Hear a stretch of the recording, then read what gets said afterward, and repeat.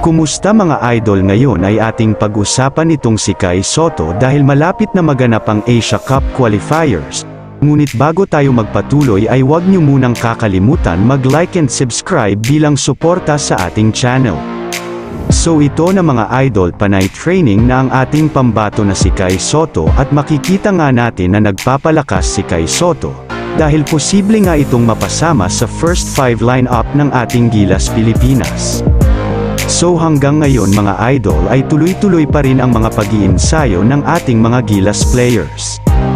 Mapapansin nga natin sa mga pag-iensayo ni Kai Sotto ay tutok na tutok dito si Coach Tim Cone. Alam nga natin na malaki talaga ang tiwala ni Coach Tim Cone sa ating big man na si Kai Sotto.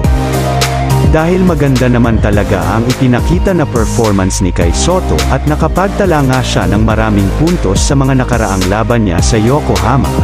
At posibleng napanood ito ni Coach Tim Cone ang magandang performance ni Kai Sotto.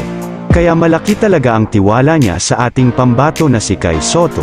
So ayon nga sa ating nakalap na balita mga idol, ay nagfo-focus talaga si Kai Sotto sa pagpapalaki at pagpapalakas ng kanyang katawan. Mapapansin nga natin mga idol kapag may katapat na big man si Kai Sotto ay kaya na talaga niyang makipagsabayan at hindi na siya basta-basta nababalya.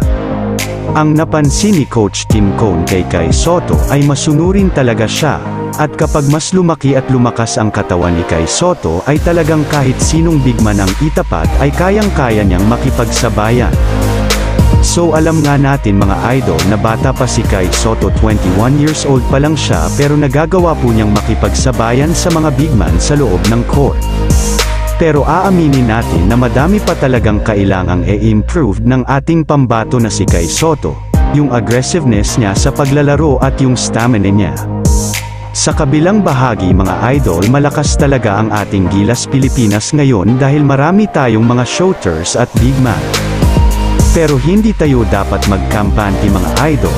Kailangan talaga ang matinding pag-iensayo ng ating mga Gilas Pilipinas players para sa paghahanda sa paparating na Asia Cup Qualifiers, at sana makabawi tayo dito mga idol at manalo sa laban. At naway patuloy pa nating suportahan ang ating mga players. At kung hindi ka pa nakapag-subscribe ay subscribe mo na yan bilang suporta sa ating channel. Salamat sa panunood.